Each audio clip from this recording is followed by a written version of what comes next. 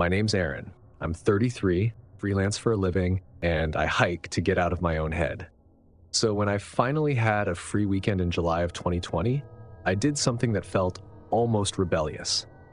I left my laptop at home and drove out to a quiet section of the Appalachian Trail in North Carolina. It was supposed to be a short hike, just one night and distance enough to feel unplugged. I brought my dog, Ranger, mostly for peace of mind. He isn't huge, but he's alert, loud when he needs to be, always seems to notice things before I do. Even at home, he reacts to sounds I don't hear until he's already decided they matter. The hike-in couldn't have been better. Warm air, the sunlight breaking through the trees, that deep green that makes you forget about inboxes and deadlines. Ranger stayed close, sniffing everything, stopping to stare down squirrels every now and then. The campsite itself felt ordinary in the best way. Flat ground, decent spacing between trees, far enough from the trail to feel private. No trash. No signs of anyone nearby. I set up my tent, laid out my sleeping bag, keys clipped, headlamp placed where I could grab it fast, water bottle by the door. Ranger paced the edge of the clearing while I cooked one of those dehydrated meals that never taste like the picture on the package. I ate sitting on a rock, watching the light fade, enjoying the quiet. Then Ranger stopped pacing. He walked to the far side of the campsite and stared into the tree line.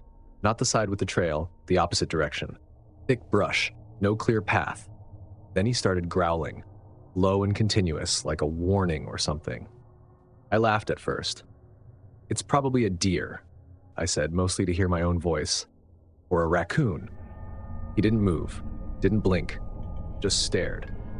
I stood and looked where he was looking, but nothing moved. There was no rustling, no reflective eyes, just trees and shadow.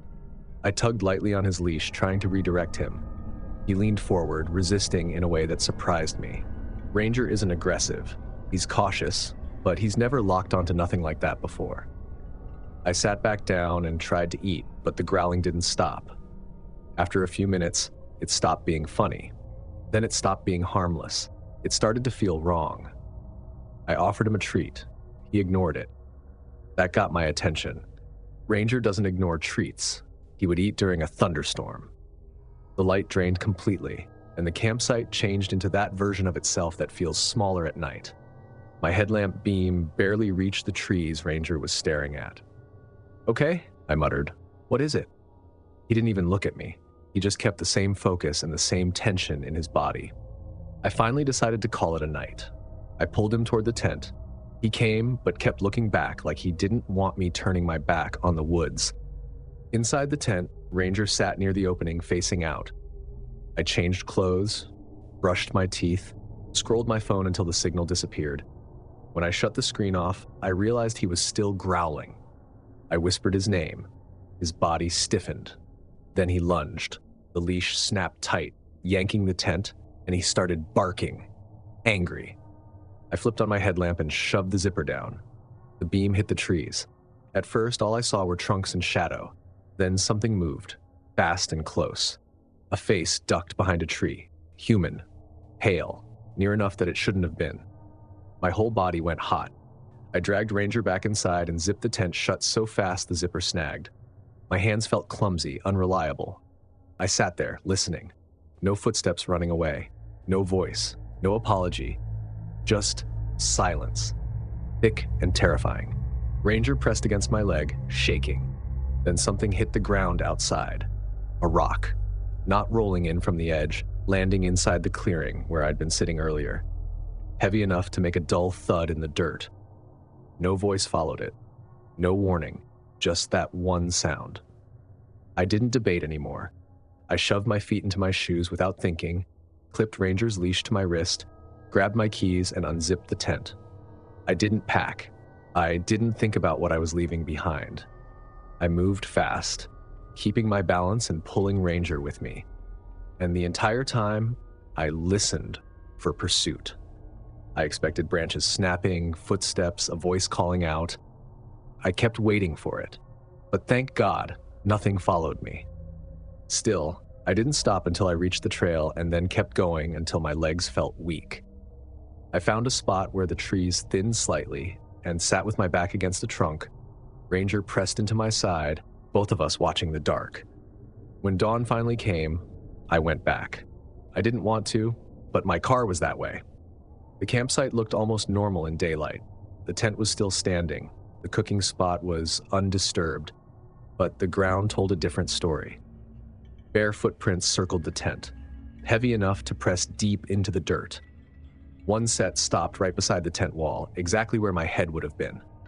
There were no animal tracks, no signs of deer or raccoons. Just those footprints and the marks where Ranger had pulled against the leash. I packed quickly and left. On the drive home, I kept replaying the same details. The face behind the tree, the rock hitting dirt, the way the silence followed me. But the thing that stays with me the most is Ranger's growl, because he wasn't reacting to something approaching. He was reacting to someone who'd already been there, waiting for me to settle in and believe I was alone.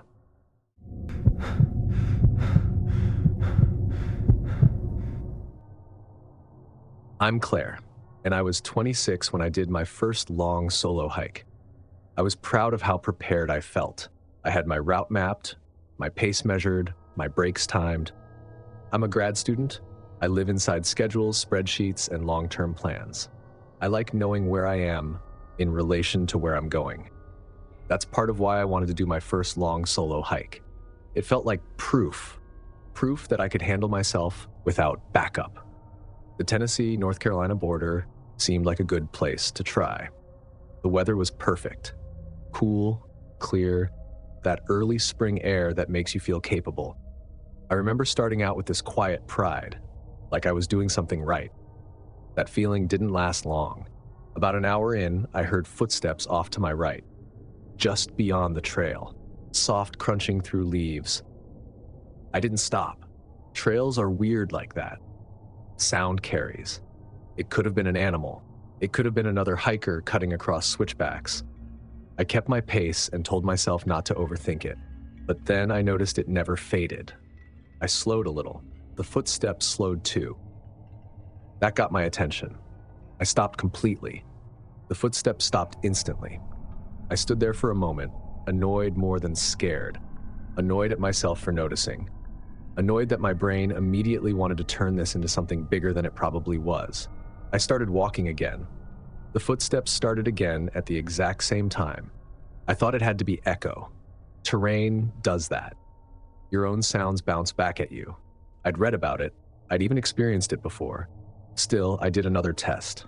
I sped up. The footsteps sped up. I slowed down. They slowed down. I stopped again. Silence. Right there, that tight feeling hit. The rational thought started running out of space. But I kept going anyway. I didn't want to be dramatic. I didn't want to be the person who panics on their first solo hike and then has to explain it later like a joke that didn't land. So I walked, and whoever or whatever was off trail walked with me. Not 5 minutes, not 10, nearly an hour of it. The longer it went on, the harder it was to explain away. Animals don't match pace like that. People who want to pass you usually do. An echo doesn't stop the exact second you stop. I started noticing things I hadn't before. Broken branches at shoulder height, a scuffed patch of dirt where something heavy had moved, a bit of fabric snagged on a thorn. Every detail made it worse. Finally, I turned my head toward the trees and said, "Hey." I tried to keep my voice neutral, not to sound scared or aggressive. "Are you hiking too?" Nothing. No rustling, no answer. Not even an accidental noise. Silence felt like a decision. I waited a few seconds, then tried again. Louder. Still nothing. That's when my body stopped pretending this was normal. I didn't run. I know now that I should have, but in that moment, running felt like flipping a switch I couldn't turn back off. I told myself staying calm was smarter, staying steady, so I walked faster. The footsteps stayed with me. About 10 minutes later, the trail curved and opened into a small campsite area. It looked wrong immediately.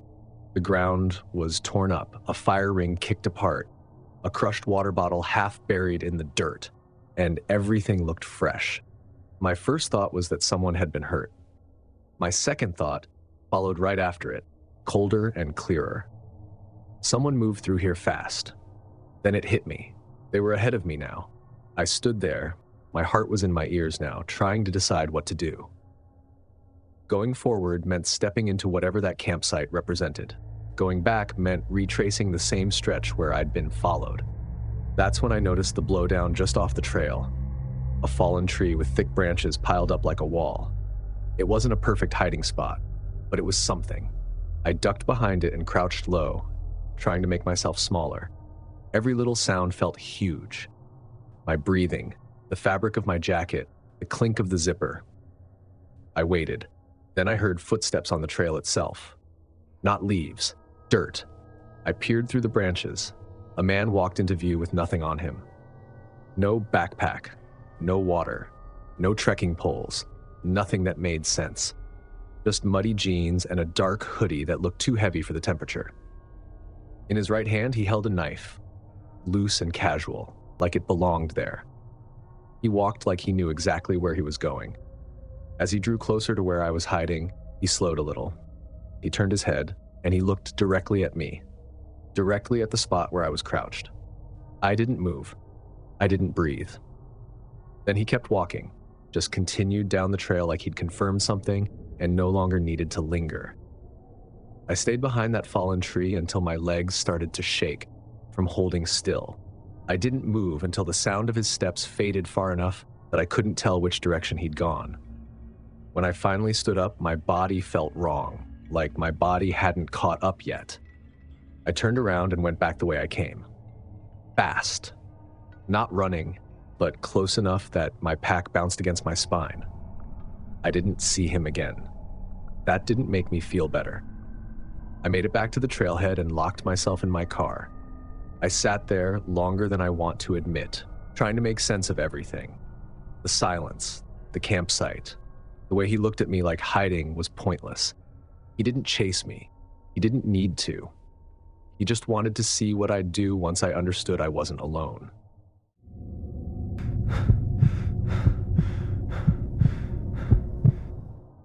My name's Lauren, and when 3 different local people told me not to stay at that shelter, I just assumed they were overreacting. That night, I was staying in a hostel, and as it was off-season, it was quiet.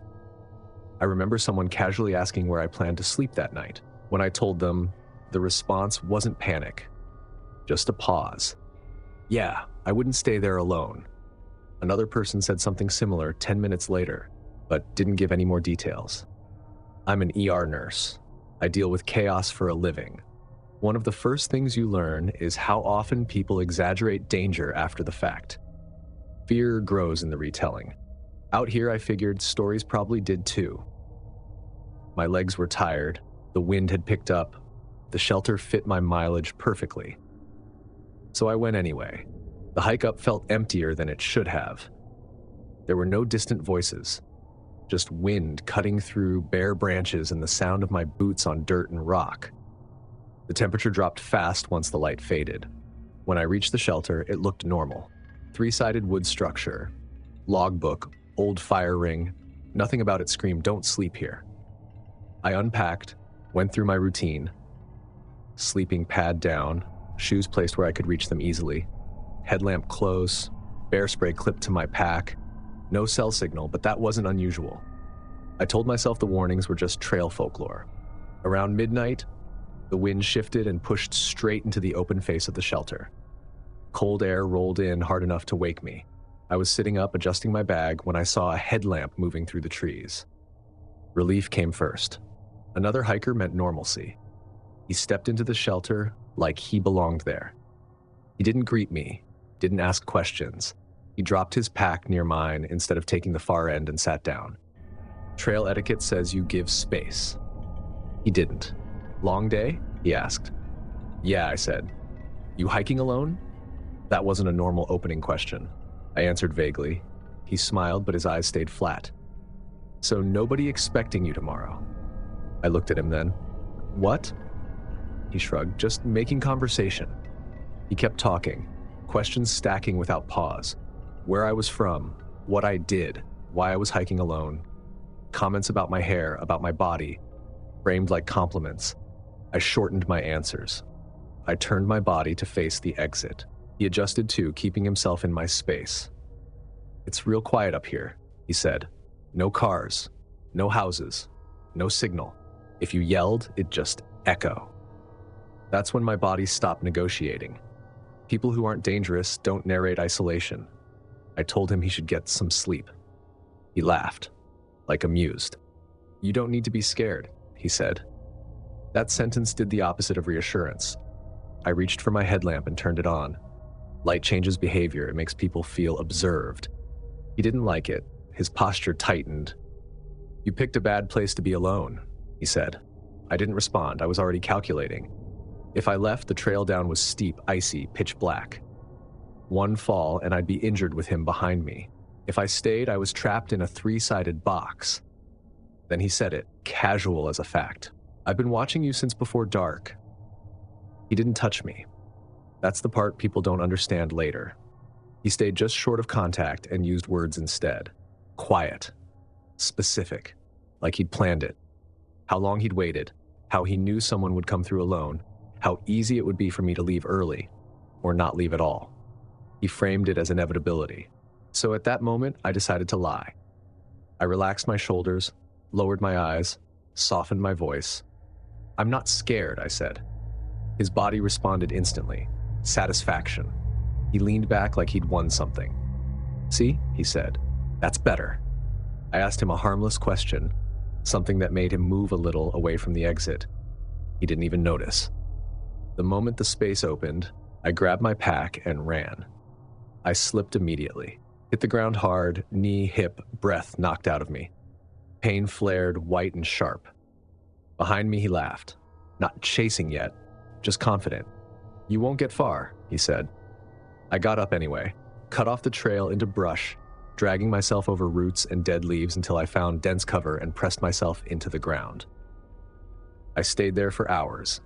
Sometimes I heard movement, sometimes nothing. I couldn't tell which was worse. I controlled my breathing the way I do with panicking patients. Slow, shallow, silent. When the sky finally lightened, I crawled out. My knee was swollen and bleeding. My hands were torn up. I limped back toward the shelter, hoping my pack would still be there. That was my food, my filter, my wallet, everything. The shelter was empty. My pack was gone. So was my food. I stood there staring at the place I'd slept, and the final piece settled into place. He hadn't wandered in. He knew that shelter. He knew the timing. He knew the kind of person who hears a warning and still goes because they don't want to live afraid. And the worst part wasn't that he could have hurt me. It was that he never had to touch me to prove he could take whatever he wanted.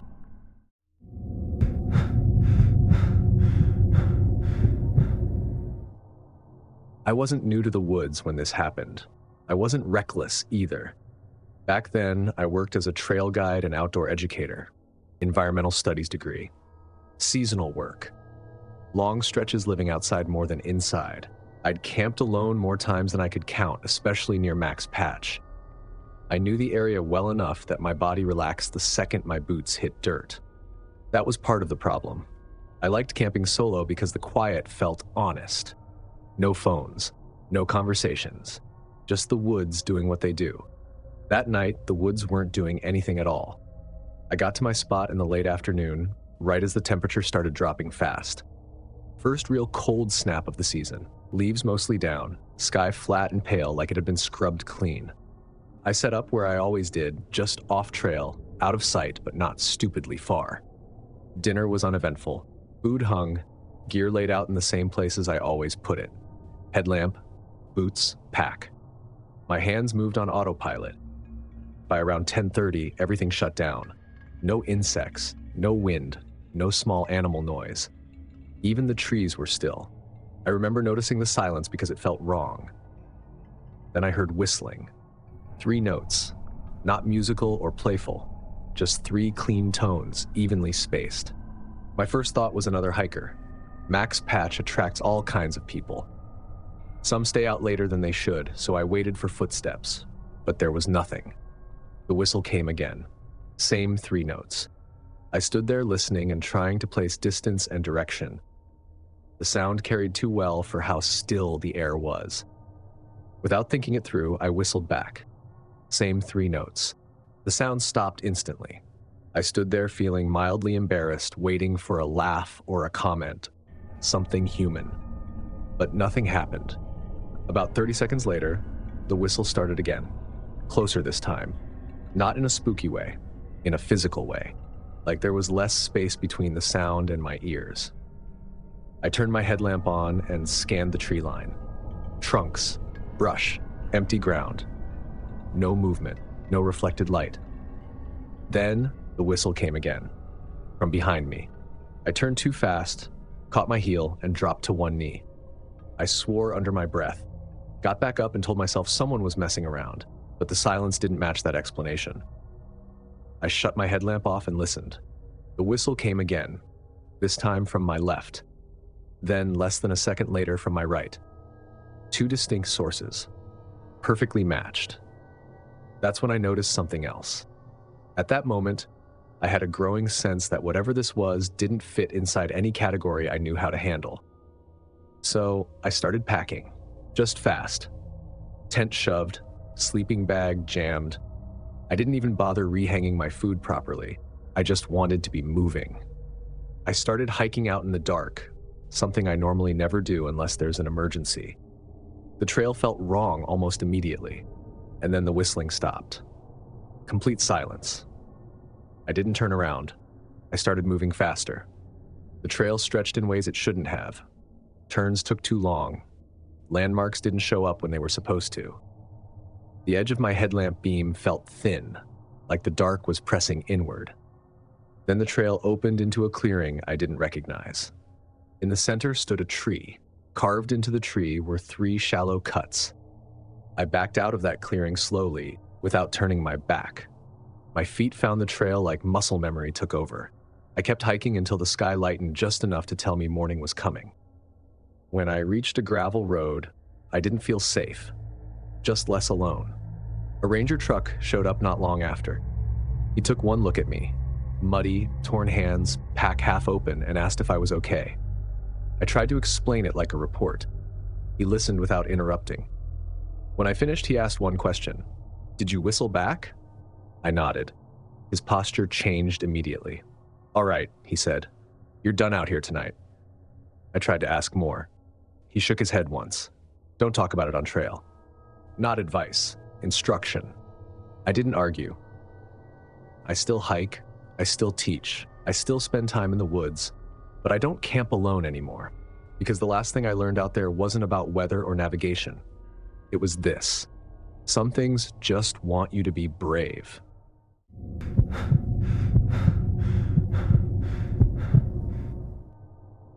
I was doing a short winter section in Georgia. Nothing extreme.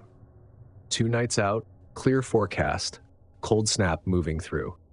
The kind of trip where you reset your head and remind yourself how quiet the world can be when you step away from it. By late afternoon, I found a decent place to camp. Off the trail, but close enough to water that I wouldn't need to move much after dark. I had just started setting up when I heard voices. A group came through. 4 people, maybe 5, spread out, moving with purpose. They didn't sound relaxed. No laughing, no joking, no casual trail chatter. Just low voices and short sentences like they were conserving energy or sound.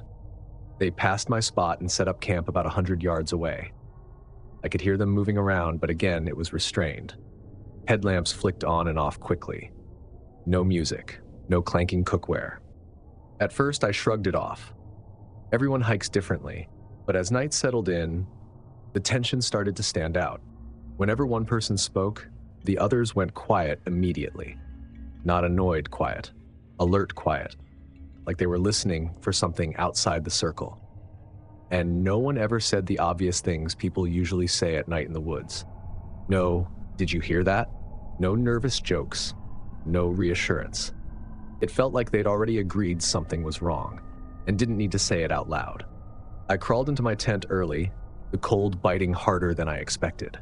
The woods were doing their normal nighttime thing, branches shifting, something small moving through leaves, wind moving in uneven waves. but their camp stayed almost completely silent.